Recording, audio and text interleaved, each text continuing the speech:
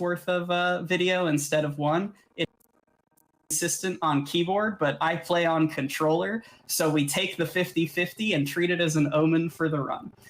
So this is Ender Lily Subspirits only. What I mean when I say Subspirits only is you see in the bottom left of my screen here, you see a basic attack with a little infinity symbol next to it. Throughout the course of this Metroidvania, you fight a number of bosses and acquire their abilities as spirits or skills throughout the course of the run. Some of them are major spirits, which give you red abilities that have no cooldown and no total cast uses. And we're going to unequip our basic attack at the first available opportunity and never equip basic attacks for the rest of the run. So that means that running out of damage is a very real possibility in this run if you are not adequately equipped for some of the late game boss fights in particular. Some of the basic speed tech you see me doing as we run through this tutorial area. Lily has a rather obnoxious little belly flop that she does as her dodge move. You also see me using her healing ability to instantly get up ledges, which shaves a fair bit of time across the entirety of the run. There is also a trick where if you flop while close to the ground, I didn't get it there, you can instantly input another belly flop, and it just carries a little bit of extra forward momentum. I'll go for it again after I hop up these ledges here, like that. You see me switching between two loadouts here. Lily can have equipped up to 6 spirits at any given time. The regular any % run of this game finishes with only 3 spirits. We're going to absolutely need 6 spirits. So here's the double flopping. We're going to absolutely need 6 if we actually get 7 spirits in order to finish this. And here's our first boss of the run, Sigrid. Sigrid's a little bit of a special case here because she is a named boss and is considered a major boss by some parts of the game, but she gives us a sub-spirit, which is actually very useful because otherwise the run couldn't start at a decent time. So we just wail on her. She turns into a monster. This is actually a pretty bad pattern. Bosses are invincible when they backdash like that, and so we usually hope that they just never do it. But all in all, pretty clean Sigurd fight. Bosses in this game die where you kill them, which sounds like... Okay.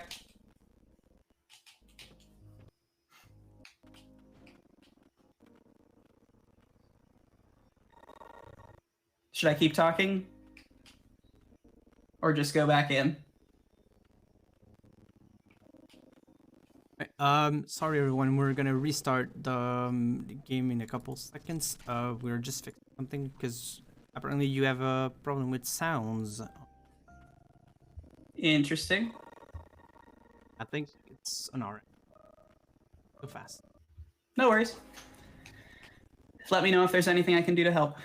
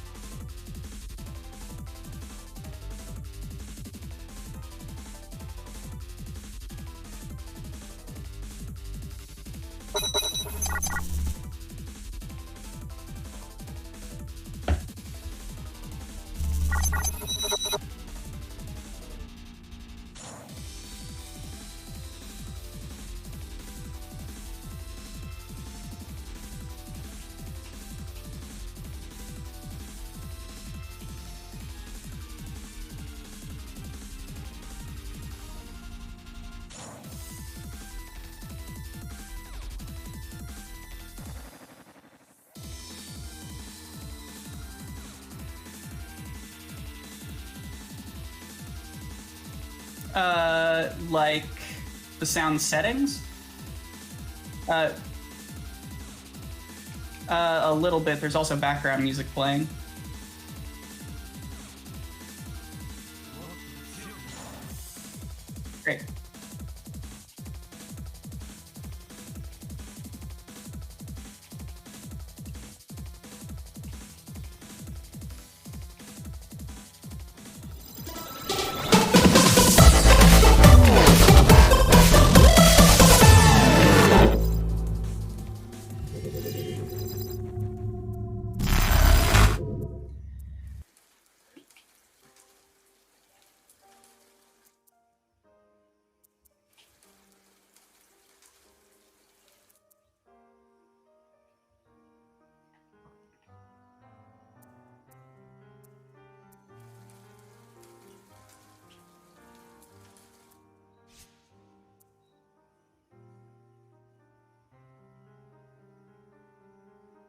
Alright everyone, we're gonna try and restart the run. Sorry for the inconvenience. All right, am I back live? Should be, yes. All right, fantastic. Once more into the breach. Once again, I'm Quack. This is Ender Lily Subspirits only, ending A. We're going to start it in 5, 4, 3, 2, 1, go. And this time we got the unfortunate opening. You see I had to mash through 2 cutscenes instead of 1.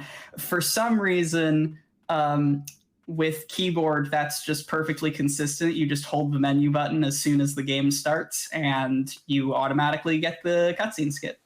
It's something to do with like sending a message to the game to skip the second cutscene before the first even loads. But yeah, so once again, Ender Lily Subspirits only A. We're going to actually get through the entirety of the game with Lily's basic flop ability. There, at least we get the nice damage boost, which is good. There are some upgrades to that belly flop ability, like a real dash, that are found in parts of the game that we will not be experiencing today. And as well as the healing to get up ledges faster. Talk a little bit more about the healing system in general in this game.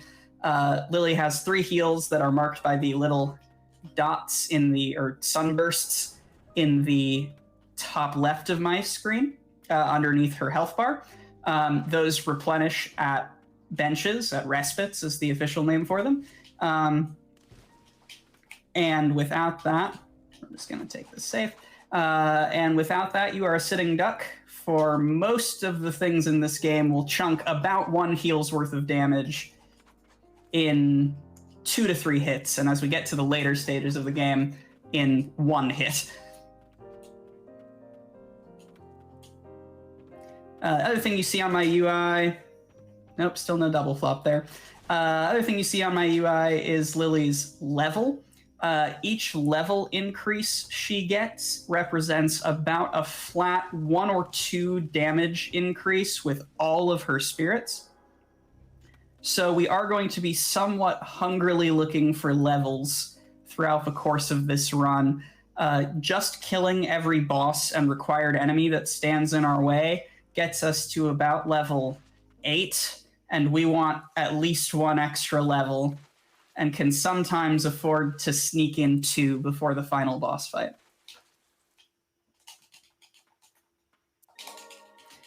So once again, here's Sigrid. Something you notice me doing that will not matter for literally any other boss fight here is after I hit Sigrid with a full 3-hit combo from my basic attack, I'm switching in between my 2 loadouts. Oh, you didn't stagger? Okay, be done. I'm switching in between my 2 loadouts because that interrupts the like internal cooldown of the basic attack. But since we unequip Umbral Knight after this fight anyway, it'll never come up again. She's gonna backdash. Oh no, she's not. Nice. Now she's gonna backdash.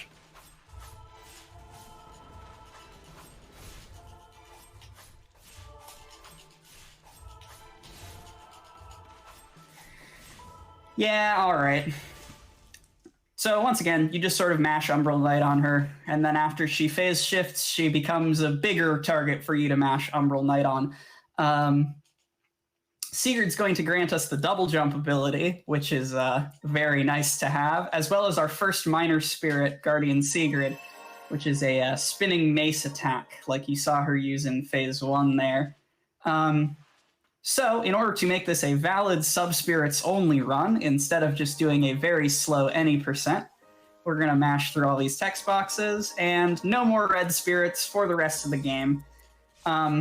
It's important to note that major bosses in this game, like with Sigrid, although again she's a bit of a special case, also grant you an overworld ability, like for instance the double jump that Sigrid gave us. We're allowed to use those, because otherwise the game would be unplayable in several different ways. So now our basic movement suite has sort of upgraded because of the double jump and because of having Sigrid. The fastest way for us to move in the overworld now is for us to double jump, belly flop, and cancel the landing lag from our belly flop with a minor spirit cast. One of the major distinctions between like major spirits and sub-spirits is that sub-spirits don't affect your momentum usually. There are one or two exceptions, and major spirits will stall you in the air. This is good because it means we can like lag cancel our way through the overworld, but it is bad because it means we don't have air stalls. And having air stalls is going, like, our quest for air stalls is a large part of the movement side of this run. So here is our first proper minor spirit, Cliffside Hamlet Youth, or as I sometimes like to call him, Fluke Youth, because of his resemblance to the enemies from Hollow Knight as well. For him, the goal is to, stick Sigrid fully inside his hurt box so that both the forward and back swing of the mace hit him. That was a very clean fight. Ending with 8 casts total means we did very, very well. And we killed him on the far right side of the arena, so we can move away quickly. Like I was starting to say at the start of the last run, bosses die exactly where they're killed, so you ideally want to position them as close to where you're going to be heading as possible. That cutscene that I just skipped unlocked us the fast travel system. You can fast travel to any respite you've been in the room of. You don't even need to have actually sat at it. So you notice I did not take the Crossroads bench there. We are still going to be fast traveling back here later in the run. As I enter this second area, the Witch's Thicket, let's talk about the chapter system. So there is a scaling system in this game for bosses that the game refers to as chapters.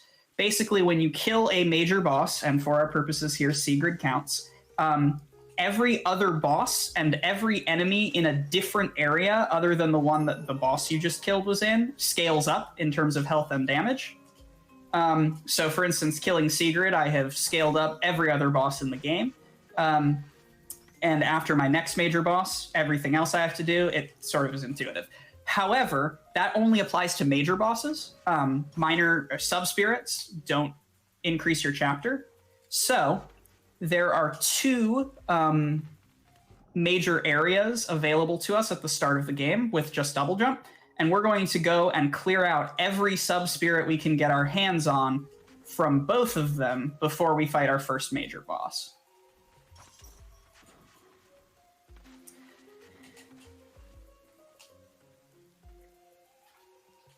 So here at this bench, we're finally equipping our Hamlet Youth, and we're also enhancing it. That pickup you saw me get earlier is called Stagnant Blight. There are actually 2 different types of Blight in this game. One of them we don't care about because it's used to power up your major abilities, and again, we don't need that. So this run is very Stagnant Blight hungry because that is how we stay even with the boss scaling. We're going to be trying to finish out this run with a full complement of level 3 spirits for the final fight. There will be a couple level 2s, but most of our major damage sources are going to be level 3, which is from level 1, that represents 40 blight per spirit. So basically anything that is less than 30 seconds out of our way, we're going to grab. And here's the Fungal Sorcerer. He teleports. He teleports a lot sometimes. It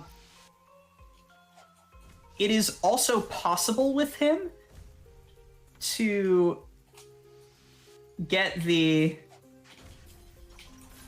double hits on him if by sticking Sigrid fully inside of his hitbox. But it is much more difficult. He's much skinnier than the Fluke Youth. All right, he's given a lot of teleports today. Yeah. There's no tell, unfortunately, for that fight. There's no way to bait teleports out. You just got to react to what he gives you, unfortunately. So I got a little antsy there and wasted some damage. Fortunately, early enough in the game, we can afford to do that. Fungal is going to be incredibly useful later on as a damage source, but right now, one of his most major advantages is that his ability which is a little damage over time cloud, can hit through walls. So we are going to skip this gate and save us from having to go all the way around the top of this room, although we will do that a little bit later anyway. There's another exit out to the right that we're going to take.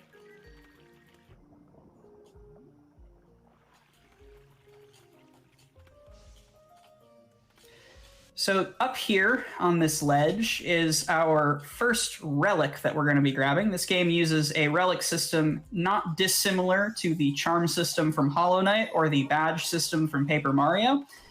We need to collect relic slots in order to be able to equip relics. And that's our first one of 3 that we're going to pick up over the course of the run. Manissa's Ring increases the total number of spirit casts we are allowed. Again, just a straight damage buff. Inside this elevator shaft, I'm also going to pick up the first of a couple health upgrades. These are not strictly necessary, but because of the chapter scaling, some of the late game enemies, even basic enemies, are doing 70 or so or more damage to us, which our healing ability heals us for 70. So having an extra little bit of health is a very good thing. So we pick up about 30 extra health over the course of the run. I would argue that maybe 10 of it is marathon safety, and a sizable portion of it is just optimal. Just good to have, at least at the current level of knowledge about the sub-spirits only run. So this is Floral Sorceress. She sits still.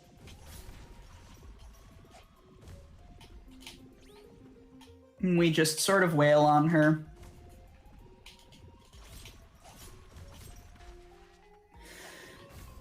Her boss fight isn't much to talk about.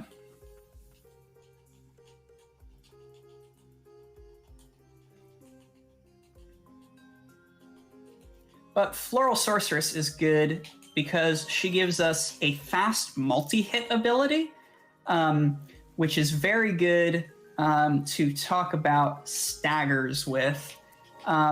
So enemies and bosses in particular in this game have a stagger bar below their health bar that you can see deplete, and they stun when you finish off their stagger bar. If you stun an enemy in the air, they take fall damage. Fall damage scales with the amount of HP that the enemy has and the distance they fall. So, especially for bosses that always are or go airborne, setting up falls on them is like how we do our damage. It is an absolutely pivotal part of the run. There's a cute little skip because of some jank geometry here, but I'm not going to get it, so we're just going to go around. That's unfortunate. It only loses a couple seconds.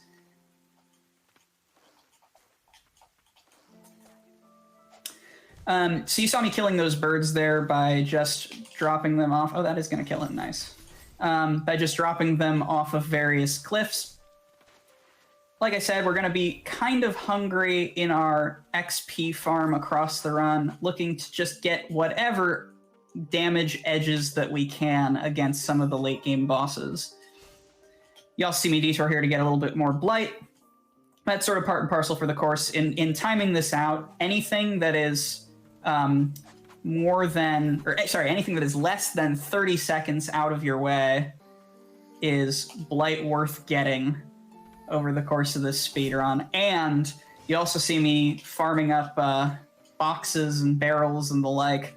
That's because they have a random chance of dropping blight as well. And we need some of that too. So you see the red blight that it drops is the stagnant blight, which is what we want, and the purple-looking blight that sometimes pop out of boxes is furious blight, which is just a cute little UI thing, I guess, but we're not going to touch it this run.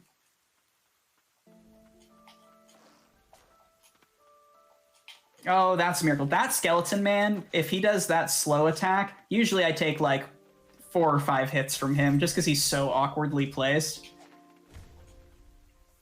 So, lucky dodge there on our part. And we're on to our next minor spirit. This is Bird.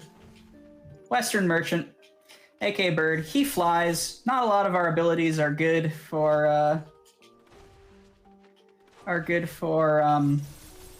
aerial combat, so we try to sit in the left here and like bait him down. This is a very misbehaving bird, but that's what you want to see.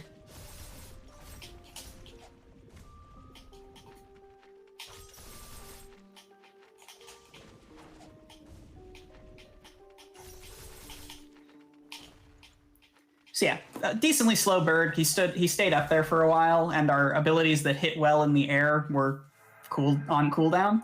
But eventually he came down, making a good pace all told through the early game. We're gonna stop off for some more Blight and march on to our next minor spirit. This is probably a pretty good time for donations if we got some. There's not a whole lot to talk about in this segment. It is perfect. I was gonna ask if you had some time for it. So we have me, Sebrango, giving $25. That's our previous runner. He says $5 par mort que j'ai eu. Merci NoReset pour l'opportunité. Et good luck to all upcoming runners. Let's go. So basically, he gave $5 per death he had in his run, and he tanked NoReset. We have Dragon Nix giving $10. Miss Quack Hessliver provided amazing content and for a great cause. Thank you. We have Matulu giving $50. Thank you. Best of luck to our favorite duck and the first LILIES extension run she created. We have Happy Louie giving $47.78. Fun to see new games in the genre. Love the run. Keep it up. And finally, we have Mika giving $20, saying, local duck going fast for a good cause. Great to see our Miss Quack run this category she envisioned. Thanks everyone for the donations. I hope we keep up this energy for the whole marathon. Yeah, that is, as some of the people helpfully pointed out, because I wouldn't, the history of this category is such that I actually skipped my casual playthrough of this game once I realized the difference between major and minor skills. And I was like, I bet you could beat the game like this. And then Trex, who's the admin of the Ender Lilies Discord, was like, yeah, we could totally make that a speedrun. And the rest is history. So shout outs to them. But yeah, this is Headless Defender. He is obnoxious in that he's armored, so he blocks attacks in front of him with that armor. So you have to sort of place your hamlets behind him. He is arguably the most important spirit we are going to get over the course of this whole run. And that is because Defender is one of 2 minor spirits in the entire game that actually air stalls you. And so a lot of our movement tech is going to lean very heavily on him. And he is also a counterattack spirit. So he's great single target damage, even though he's a bit slow. And the drawback of him being a bit slow matters a lot less when there's no basic attack that he is competing against. So at long last, we have our first major boss coming up in just a second. His name is Jared the Elder Warrior, or Garad, depending on how you feel like pronouncing the name at any given moment.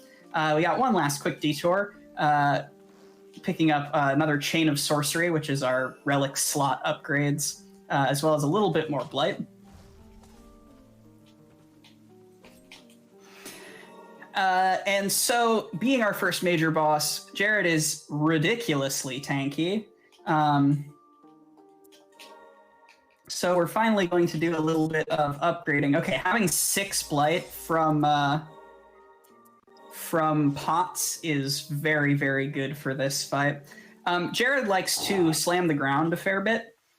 So we've got a fairly consistent damage rotation for when he chooses to slam the ground and like walk in through that stuff. Yeah, but sometimes he backdashes early. Yeah, so we just, again, the goal for this, right, is to get fall damage on him. No, let's not take the heal. Okay. We doing the thing, my friend? There it is.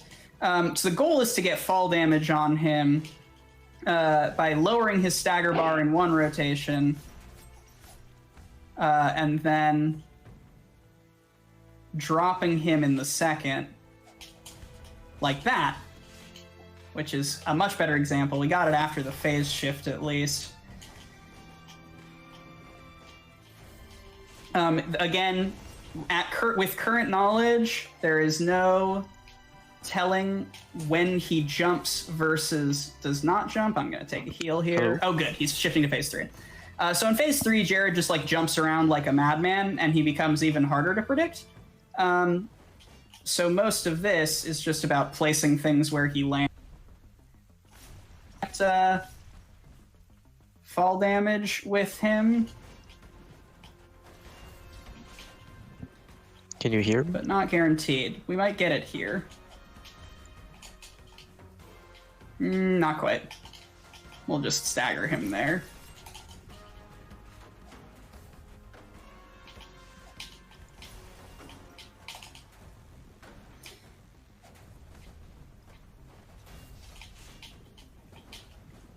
All right, he's gonna keep giving us this pattern. Yeah, fine.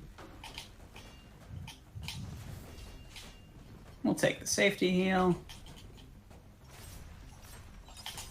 There's a good drop. Yeah, you see how much damage that did? That's because it scales with his health. Instead of not being mine. We are actually very close to level 5 after the Jared fight, which is about as good as we could reasonably expect our XP gain to be without like losing a ton of time. So I'm feeling very good about this early game. Jared's going to give us a very impressive giant hammer swing that we're never going to equip because it's major, as well as giving us the ground slam ability. The ground slam ability lets you break some of those floors covered in blight that you may have seen across the overworld, but it is also going to be the backbone of some of our more advanced movement tech that we'll talk about a little later in the run. For right now, though, Jared doesn't matter too much. We're going to instead warp to Witch's Thicket and finish out our run here or finish out the area with the major boss. We've already collected basically everything else there is to collect from Witch's Thicket, except for a little bit more blight, because you can never have too much blight. And then we are going to kill Elaine, and then be on our merry way. Okay, this bit of platforming can get really ugly, but we made it through those. Nice. So as you may have seen, in the like that I was in Thicket, the sort of theme here is these orbs that you have to hit. All right. In order to gain access to further areas, we skip a lot of them with. Yikes. We skip a lot of them with Fungal Sorcerer, but there is one at the bottom of this room that we do have to hit in order to proceed.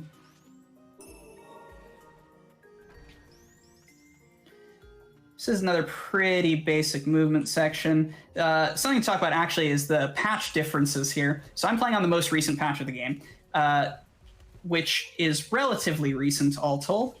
One of the major things it did was nerf those little ball spitters down there to be much less scary and much less run-ending. It also took out a glitch that majorly affected the Subspirits only run. People do still play on 1.0.6, but as an enjoyer of glitchless runs, I was enthralled by the possibility of rerouting the category to remove the glitch. Essentially, the glitch allowed for you to preserve your momentum out of a hook shot, which is a late game ability we'll be getting, in an unintended way that let you get up some cliffs early. We'll talk a lot more about that later. But for now, Elaine. Elaine flies constantly. That means that knocking Elaine to the ground is how you win this. She has 2 attacks to start out with, one that teleports her to your level, essentially, and one where she flies around. Oh, she's so kind. She's given me both right at the start. Those are her 2 attacks to start. So only on the teleport attack is she able to be hit by Hamlet Youth. and Hamlet Youth is our biggest source of damage right now. So an ideal fight looks like her teleporting until her stagger bar gets low enough that we can hit her with like Floral and Sigrid and knock her to the ground. But she is flying around a lot and actually being really rude. All right, there's a phase shift. She gains 1 extra attack in the phase shift. That is this obnoxious pillar of wind saws that I hate. And her attacks ramp up a little bit.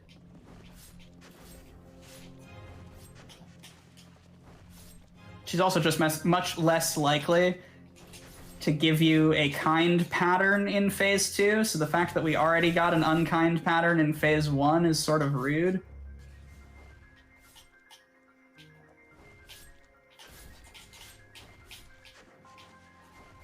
But yes, in case you haven't noticed, a lot of these boss fights are a lot less mashing and a lot more chess match. Yeah, you're not going to get hit by that. All right, fly up high, please. We'll take it. But you see, like, my base spells are doing on the order of less than 100 damage, and even falls that are pretty low to the ground are doing 300-400. So, in her final phase, she automatically gets staggered by Defender, no matter what her stagger bar looked like. So you just jump up and stagger her. And she basically falls over and dies. And that's a lane. Rough first phase, but a pretty clean rest of the fight. We got some good staggers in phases 2 and 3.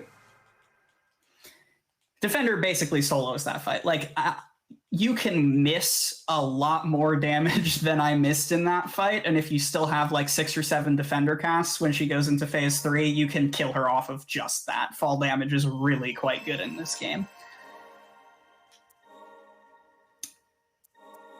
So now we have a little bit of errand running to do, essentially. At this point in the dev intended progression, the game wants you to go into an area called the Catacombs, fight another major boss, and get Dash at long last in order to be able to continue.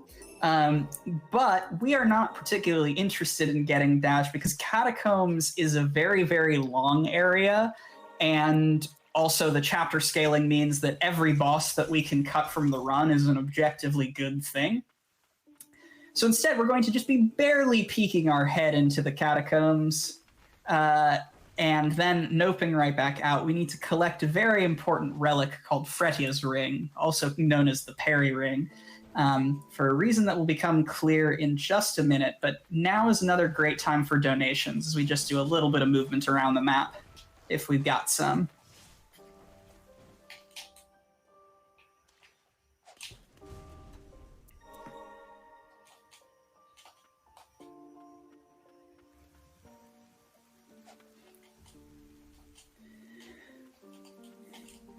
So here across this, you also see the intended major, correct, however you want to describe it, use of Jared to slam through these floors. This is the entrance to the Catacombs. I'm taking stupid damage.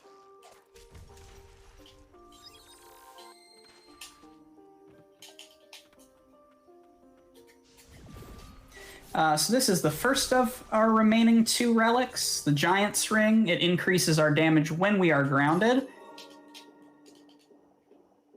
All right, that air stall right there. When Lily is belly flopping, she can't grab ledges in that state unless you cancel her belly flop with an air stall of some kind. So that Defender cast right there is a prototype for basically all of the remaining movement tech that you're going to see in this run. It gets significantly more complicated than that, but that's the general idea. We just got a little bit more blight shopping to do. Try not to get blown up by this guy.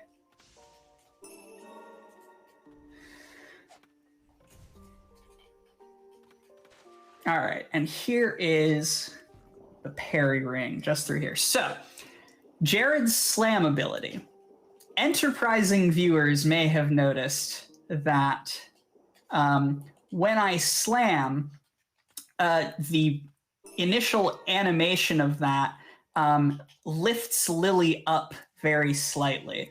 The parry ring replaces your belly flop ability if you're not holding a direction with just a neutral parry that arrests all of your momentum. So, slam combined with the parry ring allows you to actually gain a small bit of height in the air in a way that recreates a lot of some of the better air stalls in this game that actually push you back or push you up in the air. And with that, we have all of the implements we need to cross this cliff over here, nicknamed Bernard's Gap. Down there, that bird is Bernard. Everyone say hi. There it is. All right, that looked a little bit dicier than I wanted it to. But so basically, with a Jared slam cancel, belly flop, cancel the animation with Defender, and Jared slam cancel again, because you can do it once per jump you have in the air for a little bit of extra height at the end there. We have crossed Bernard's Gap and into the late game area Stockade without having to suffer through all of the catacombs. Stockade. Stockade is obnoxious. Let's talk about Stockade. You are greeted by these mines. These mines do more damage to you than you can heal in a single heal without upgrading your healing ability, which we don't have the time for. The dogs in Stockade, which we're going to run into in just a moment here, are much ruder than the dogs in Cliffside Hamlet. Their AI is more complicated, and they have a tendency to run up to you and then immediately juke you and run back, causing you to bump into them. Because we've now killed 2 major bosses, the general scaling for everything, which does include contact damage, is a little bit ridiculous. So welcome to the hard part. Like, it, you know, sub-spirits only, fun, cute restriction. Some of the bosses take a little bit more time. Here is where the, like, it's an upgrades check for sure. Gonna take this bench for safety. The first thing we're getting in Stockade is our last minor spirit, our last sub-spirit of the run, Dark Executioner. Dark Executioner is the, see there's, he jumped back. Dark Executioner is our breaking point for this run.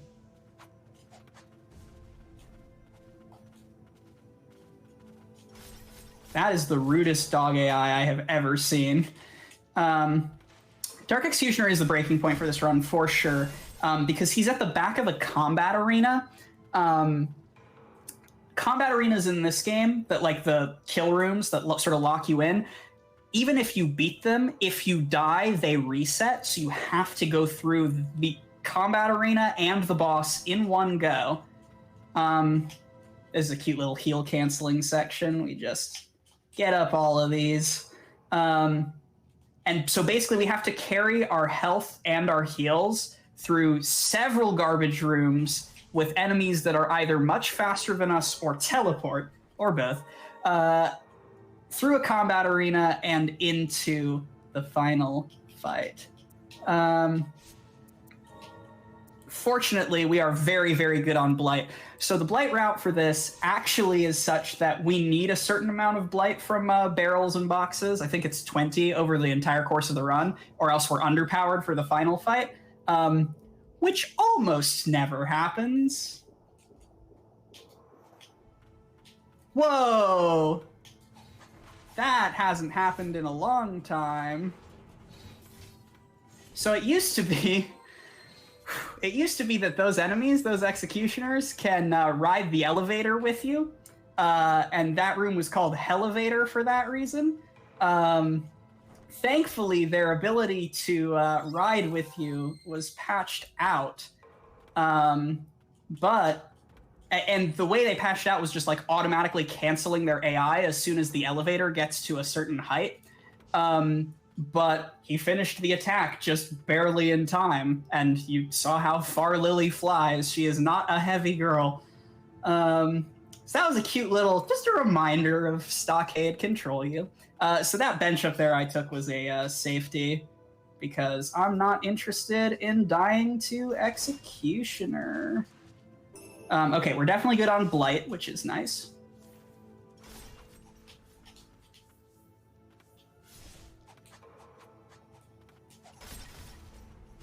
Okay, barely dodged that scissor hands, man. Here is Executioner Gauntlet.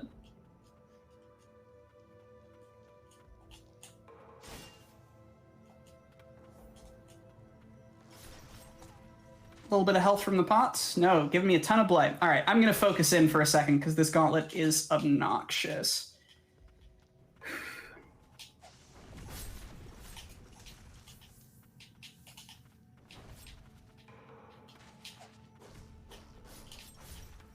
I think we take the heal here. All right, there's one.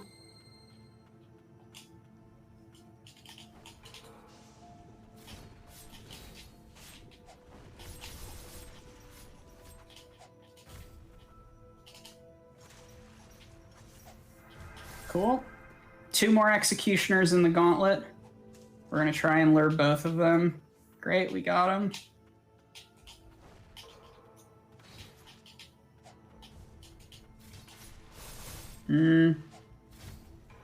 Nope.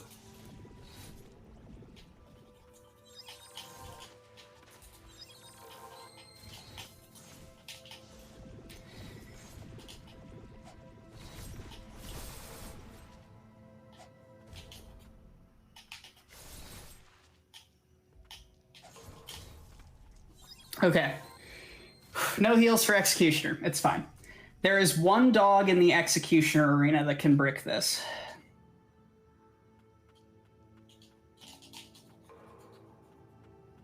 Okay, the dog died. Thank God.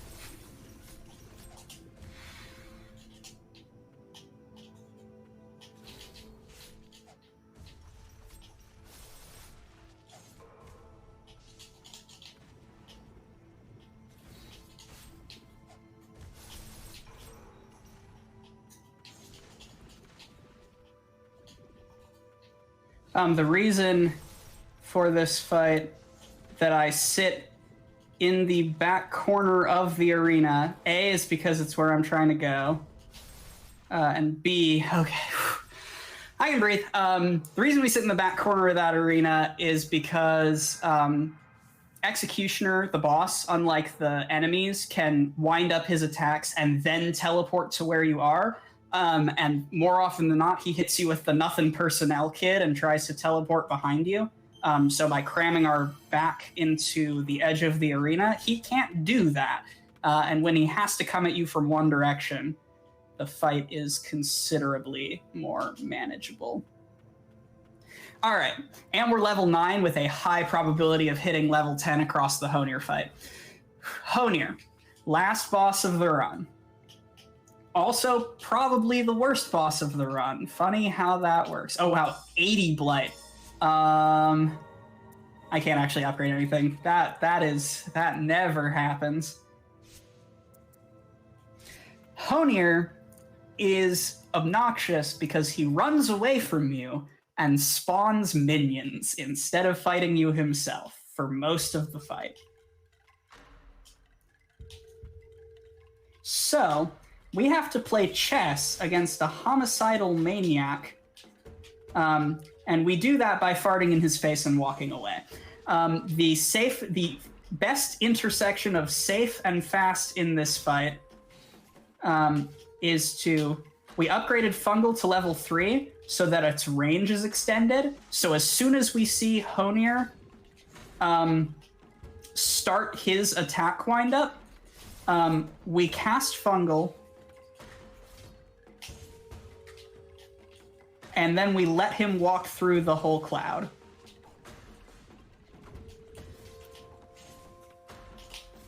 We can also get him off of a stagger.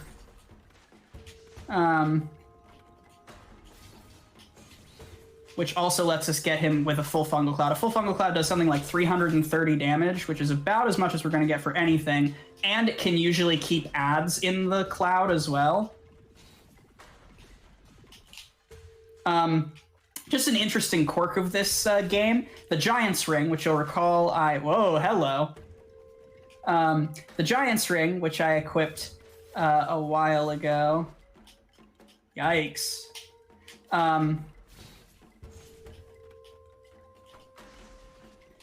Is it updates automatically, which means that I can start a fungal cast on the ground, and you see it does 33 per tick, but as soon as I jump, that same fungal cloud deals 30 per tick. So we also want to stay grounded as much as possible in this fight. At phase 2, Honir gets a very rude jumping forward attack, which can somewhat ruin our damage output. If he chooses to do it instead of walking forward. He's being a kind soul here. Kind of.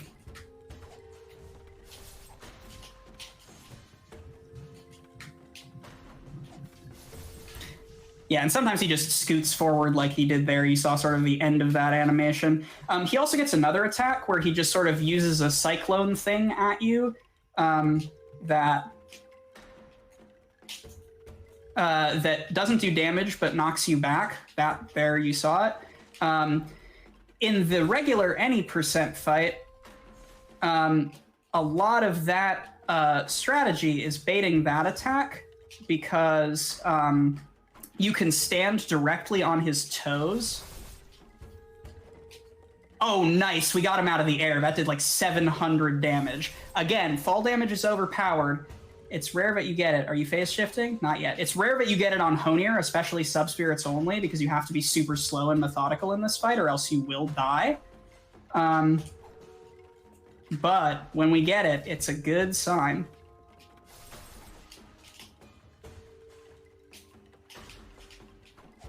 You're close to the phase shift. I'm going to stay. Yep, okay. For phase 3, Honir decides he's sick of running away from you, and instead decides to run towards you. A lot.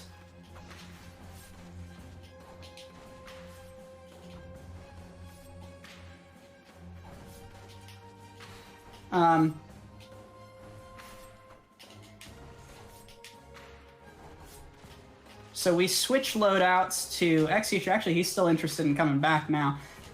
We switch loadouts to something that gets us a little bit more ad clear. There's his parkour attack. And we switch to Defender to try and air counter him when he does his omnicidal parkour attack.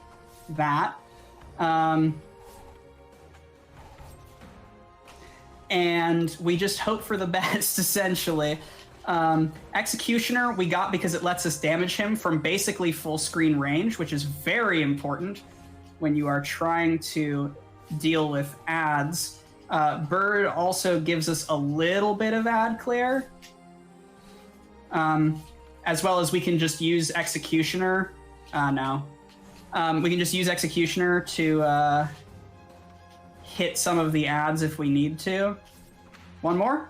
Nope, he's switching to this. So he usually does 2 knives and then switches tactics somehow, but that can be as simple as a jump back, which he's giving me a lot of, which is actually quite rude. Honir, come here. You're supposed to be angry at me in this fight.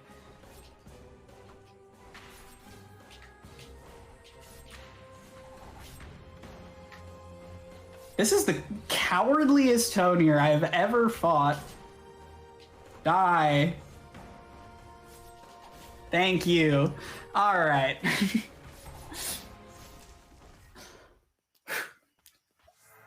That's Honir. So that's the final boss of the round, but there is one more important bit of tech.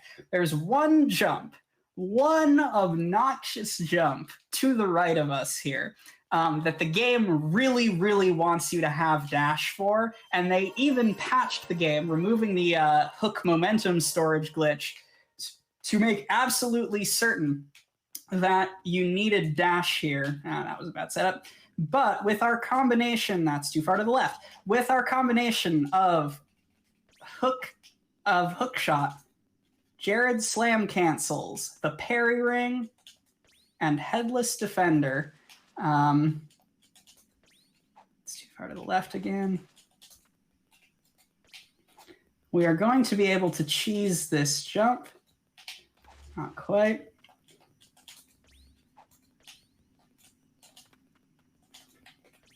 Not quite. All right. This jump is super finicky. And the game helpfully gives you exactly no background music. That's too far left.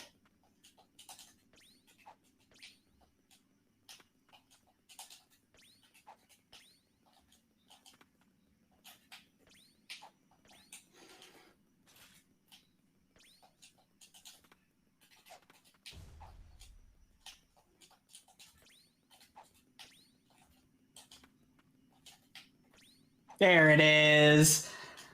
And that's the ending A. We don't actually solve any of the major problems of the run, or of the world, rather, and we just sort of nope the heck out. While I'm wrapping up here, I want to shout out everyone that made Subspirits Only possible, the sort of tri-country alliance we got going on. Me, Meatbag, Mathulu in the US, Tsunoka and Trex holding down France, and Akira, Kito-san, and Iris from Japan, pushing Subspirits Only into some later, and time is coming up right now. Time. Sorry about that. But yeah, shout outs to all the people that make Subspirits Only possible. It's my favorite way to play this game, and leads to a lot of really, really cool stuff.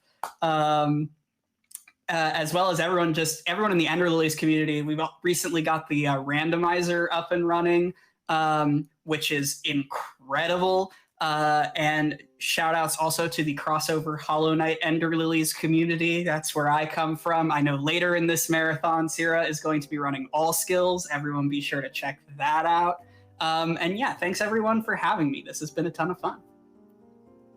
Thank you so much for that run. And we're going to go in transition shortly, but I'm going to read a few donations first. Awesome. So we had a donation come in from Anonymous for $10 saying, "Let's go Quack." We have another $5 donation from Floofy for $5. Sorry. Best of luck to our favorite duck, Quack's 10 love. And then a $5 donation from Decapin saying, "Restoring the balance." So now we're at $422.22, and we do have a bonus run milestone coming up. We're so close. Once we reach $500, we'll have the Sheepo any % bonus run. So keep those donations coming. Oh yeah, I want to see that. So yeah, everyone, challenge to you in chat. Keep them coming, guys. It's so close. All right, well, thank you so much for that run, and I think the team's going to transition over any second now. Fantastic. Thank you so much.